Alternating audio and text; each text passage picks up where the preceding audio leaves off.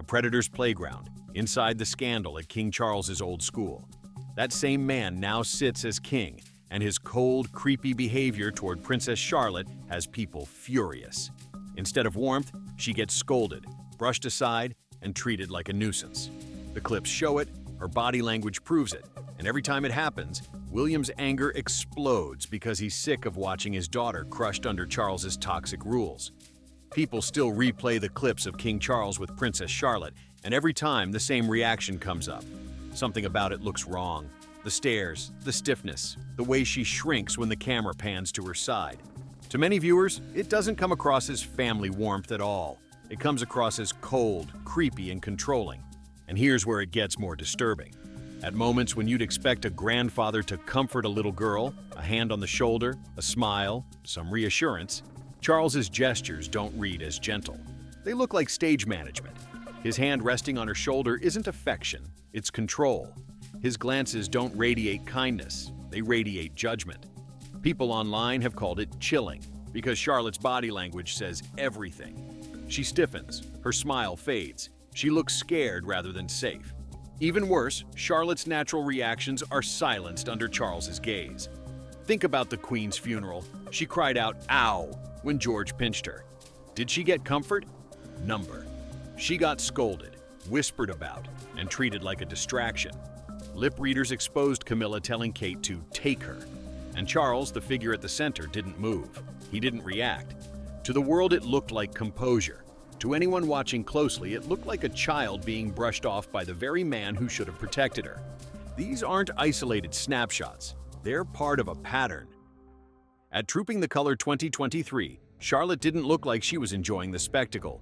She looked like she was monitoring herself, keeping her brother Louis in line with a sharp "stop it," while she sat perfectly still.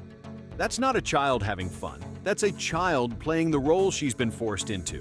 And Charles is the architect of that robotic system. People say children show the truth through their bodies, and Charlotte's body tells the story of pressure, fear, and bottled-up rebellion.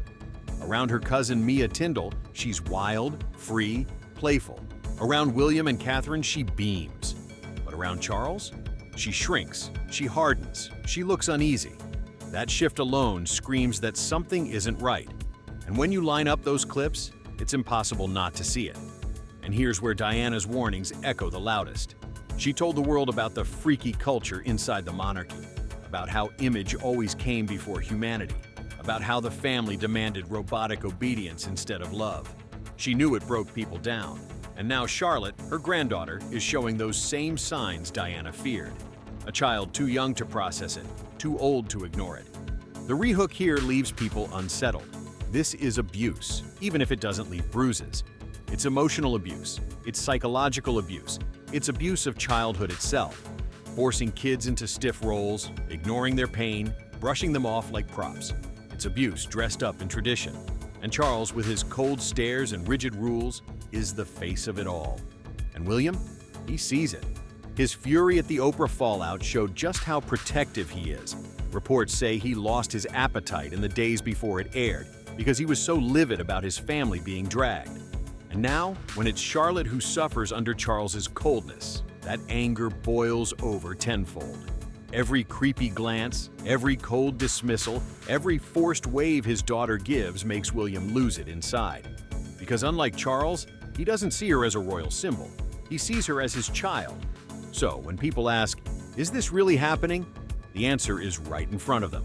The clips are there, the stares are there, the body language is there. Charlotte's hidden rebellion isn't random mischief. It's a child's cry against the suffocating control Charles represents. And while some call it tradition, others are calling it what it really is: abuse of childhood freedom, written all over a little girl's face. The signs of abuse aren't new. They've played out before with William and Harry, and now we're seeing them repeat with Charlotte. Look closely. The stiff posture, the nervous glances, the way she shuts down under Charles's gaze. That's not normal childhood behavior. It's conditioning. William himself once admitted to feeling trapped in this system, and Harry spoke about the coldness that scarred him for life. Now Charlotte is living that same nightmare in public view. The cycle hasn't been broken. It's being passed down, and the cameras have caught it all over again. The truth is, Charlotte's defiance isn't mischief. It's an alarm bell. Every time she pushes back with a tongue-out moment or an ow that's brushed off, she's showing the world she's not okay with being trapped in Charles's robotic kingdom. And while kids her age should be worried about school, friends, and playground games, Charlotte's stuck dodging the emotional weight of royal expectations. What makes it worse is how the palace spins it. They love painting these moments as adorable antics, cheeky Charlotte, playful Charlotte, funny Charlotte. But when you peel it back, it's not just cute, it's survival. That's what happens when your granddad represents suffocating control rather than comfort. She lashes out the only way she knows how, and you can't ignore the symbolism. The King's Cup wasn't just a regatta, it was Charles's kingdom on display. Formal, controlled, stiff. And in the middle of it all, Charlotte cut right through with one gesture, mocking everything Charles stood for. Whether intentional or not, it was rebellion wrapped in a child's cheekiness, and it spoke louder than Charles's years of robotic speeches ever could. What should really scare people is how early this starts. Charlotte was just 4 when she pulled that tongue stunt. 4 years old and already cracking under the weight of royal image management. That's not natural. That's not childhood. That's what happens when your environment prioritizes protocol over play. And Charles as king is the face of that toxic structure. Even more telling, the funeral moment wasn't just about George pinching his sister. Siblings fight. That's normal. What wasn't normal was how the adults handled it. Instead of comfort, Charlotte was scolded. Instead of empathy, she was repositioned like a chess piece. And who set the tone? The man at the center of it all, Charles, with his cold, strict demeanor casting a shadow over the entire event. And here's the painful irony. Charlotte shines the brightest when she's away from Charles's shadow. Around cousin Mia Tyndall, she's reportedly a wild child, full of energy and fun. Around William, she shows confidence. Around Catherine, she beams. But when Charles is in the picture, it's protocol, stiffness, and pressure.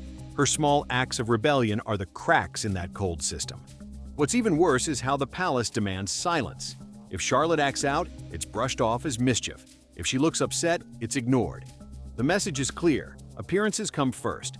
And while Charles gets praised for duty and stability, the reality is he's suffocating the childhood right out of his granddaughter. And William knows it. That's why his reactions stand out. Protective father, furious son, frustrated heir.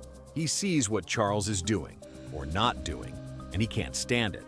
Losing it isn't just about rage. It's about watching your daughter shrink under the weight of robotic rules passed down by a man too cold to notice.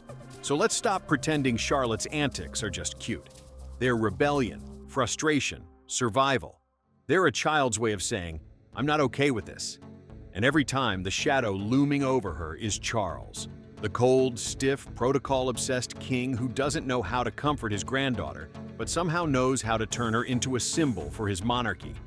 You know what really shows how twisted this royal setup is? The fact that even the kids aren't allowed to just be kids. Every wave rehearsed, every bow calculated, every smile monitored like they're little robots on parade. For Charlotte, that's not tradition. It's punishment dressed up in royal language. And here's where it gets worse. The only times we see the real Charlotte, the loud, cheeky, confident Charlotte, is when she's away from that bubble. Around cousin Mia Tyndall, she's known as the wild child. That says it all. She has to step out of Charles's suffocating shadow to breathe freely, which means inside the palace, she's suppressing herself every single day. Even more telling was Trooping the Color 2023. Instead of just enjoying the moment, Charlotte ended up telling her younger brother Louis to stop it.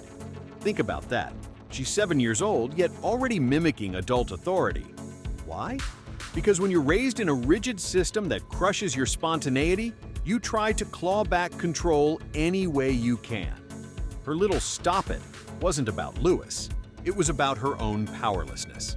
And who built this system? Charles, of course. The man who can't even show warmth to his own granddaughter but has no problem designing a monarchy where even children become props. He's the architect of this robotic structure, a world where spontaneity gets stamped out before kids even hit double digits. And Charlotte, poor Charlotte, is the one showing us the cracks in real time. And it doesn't stop there, because when Charlotte gets crushed under these rules, William doesn't just sit quietly. He notices, he reacts, and sometimes he absolutely loses it. William has always been different. He's pushed back against the stiffness, advocating mental health, breaking small protocols to give his kids some sense of normality. But when he sees his daughter suffocated by Charles's rigid ways, it hits a nerve deeper than anything else. Remember the Oprah fallout in 2021? Reports said William was so livid in the days leading up to the interview that he lost his appetite. Lost his appetite. That's not frustration, that's fury boiling from the inside. And that same protective streak shows up every time Charlotte becomes collateral damage in Charles's obsession with image. William's anger isn't random. It's the reaction of a dad who refuses to let his daughter grow up as a puppet. And the rehook here is brutal, because William doesn't just disagree with Charles, he's in an outright generational war with him. Charles wants props for his monarchy. William wants kids who grow up as humans. Those two visions don't match, and Charlotte is the battleground where it plays out. Every time she cracks under the pressure, William's resentment toward Charles only grows stronger. The public sees it too.